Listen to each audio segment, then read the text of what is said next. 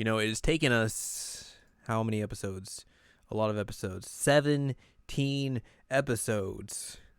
Because it's episode 17. But we finally found the best episode of the series so far. It's true, we did. So that's what we're going to talk about. Here on Jared and Now Watch Love Live. It is episode number 17. I'm Jared, that is Doc Allen Ladium. Hello. And we are discussing season 2, episode number 4, entitled No. One Idol in the Universe. No one taught. Or the number one idol in the universe. Who could that be about? Shrug shoulders. No idea. We begin the episode as Muse is trying to figure out if they made past the first preliminary round, or if they qualified for the first preliminary round, excuse me. We see Arise makes it because, of course, they are the defending champions. Mm-hmm. 2 other groups make it, and they get to the bottom, and they didn't make it. Nope. They failed again! Tragic. Except not really, because it was a dream. Yep. It was Hanuk's dream she had. And it's like, why would you tell us this? Or nightmare. You're gonna jinx this. So basically the same events happen again as we see the same 3 groups that have qualified for the first preliminaries. There's Arise and the other 2 groups that from the dream. And Hanukkah's like, oh god, this is going to happen the same as my dream! Moo. Mew. Muse. Like, oh. Huh? They've qualified for the next round. They've made it through. They will continue on. I'm proud of them. Towards Love Live. Everyone is very ecstatic. Umi does not pay attention because she's just in shock about not making it, so she doesn't realize it until like well after the fact. Nico's just like, yeah, okay, cool, and then Liz leaves. Yep. And everyone's like, wait a minute. We gotta practice. Why is she leaving? Where are you going? And he goes like, somewhere. Bye. They're like, wait a minute. So they 5 of them go off and tail her. Yep. And by tail her, I mean like they follow her as she goes to a grocery store and trying to hide behind like a vegetable box at first. Yeah. And they're just like watching her like pick out food and stuff. It's like, why is she grocery shopping? What is she doing? Why would she skip practice to grocery shop? Like what if she's got a boyfriend? Scandalous. Well, idols can't date. I think at first they think she has a job there, maybe. Yeah. But yeah, but then it's like she's just shopping. Yep. And then like all the stuff that they're hiding behind just like is pushed away. So they're just like there's out in the open, and Nico just like looks over to the door and just like, why are they following me? That's probably not good. Nope. All right, later. And she runs away. She tries to escape out of the back exit of the grocery store, and Ellie's there, but she can't get. She's able to get by her. Nozomi goes after her, tries to threaten her with the bad stuff, and Nico, being the smart person that she is, ducks behind parked trucks that Nozomi cannot pass through because of her chest. Sure, her hammer hammers are too big. Yep. So then she's like, "Hey, Rin, you have a small chest. You go." Rin's like, why am I doing this? Rin gets to the other side and like no one's there. She's like, this is worthless. Why would I do this? Eventually they're just like talking in some just like spot, just like being like, why is she being so weird? Why is Nico being weird? They spot a child Nico. They're like, oh my god, Nico got small. They're like, wait a minute, that's just a child. This child's like, wait a minute. I know who you guys are. You're Muse. They're like, huh? You're Nico's backup dancers. They're like, huh? So that is Kokoro. And basically Kokoro leads them to their apartment where they have to like do it all in stealth because they don't know if the media is going to be out there trying to take pictures. Like, what is going on? They go into the apartment and they see all a bunch of posters up of Muse, except they've been slightly altered Mm-hmm. to have Nico be in front. Yep. And everyone's like, what is going on? Nico comes back home and is just like, oh, hey guys, I brought some groceries. Uh-oh. So backup dancers, huh? Mm-hmm. She runs out again, and then like one of her other siblings like finds her as like she's trying to escape. He's like, oh, hi, sis, what are you doing?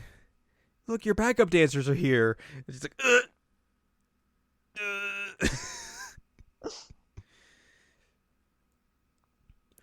eventually they're able to get Nico and have her try and like explain what's going on.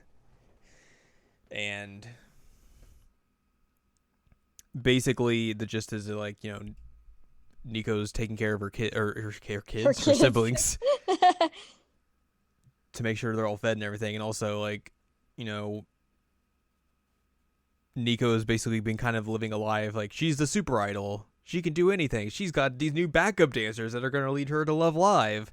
And it's mostly like kind of this thing where we learned a little bit more about Nico's past as an idol, where in her first year she tried really hard to start up a club and everything. She got people to join, but, you know, like she mentioned earlier in the series, they basically couldn't hang with her style of practices and everything and quit on her, to where for the past 2 years she's been the only like club member essentially. Right. Which we knew a bit about, but yeah, this is more in depth. And it was like basically one of those things where like she couldn't bring herself to tell her siblings that this happened because she basically just didn't want to look like a failure in front of them. Mm-hmm. She wanted to be able to like keep inspiring them in the same way that idols could. So like she basically just kept up this thing of like, oh, I'm a super idol. I've been doing it this whole time. And now that Muse is here, it's like, oh, I guess these are my backup dancers now.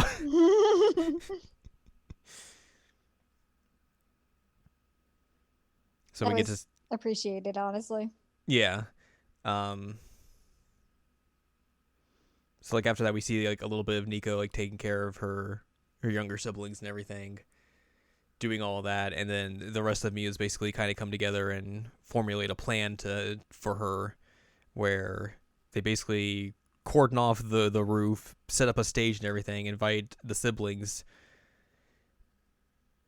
to come see it, and they're like, oh, hey, this is gonna be a performance just for you being Nico, of course. Yeah.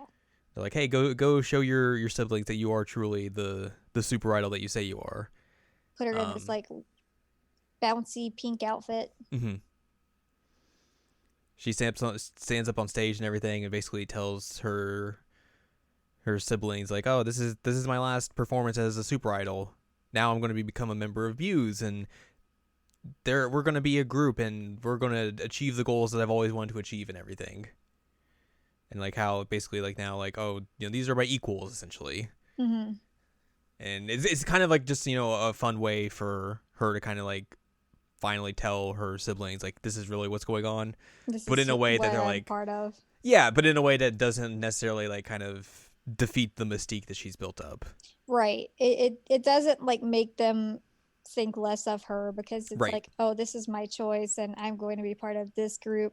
So then she can be honest with them of like, hey, this is who I am and what part of like what group I'm part of now. Mm-hmm. Yeah. Which the little dude always has snot bubbles and says like one word. Mm-hmm. That is Kotaro. Kotaro. He has a hammer too. He sees Muse as the person like, back up. Or is it backup or dancers? Yeah, it's one of those. And then he's got like the whack-a-mole with Muse members. Yes. This is really good. That kid's weird. Yeah. Like he legit only says one word at a time and has the giant snot bubble. Or snot. What is that? Basically, he just got snot dripping out of his face. So we finally met Nico's siblings, Kokoro, Koko, Kotaro. Mm-hmm. Kokoko. Kokoko. Eventually, we will meet Nico's mom. Oh, okay.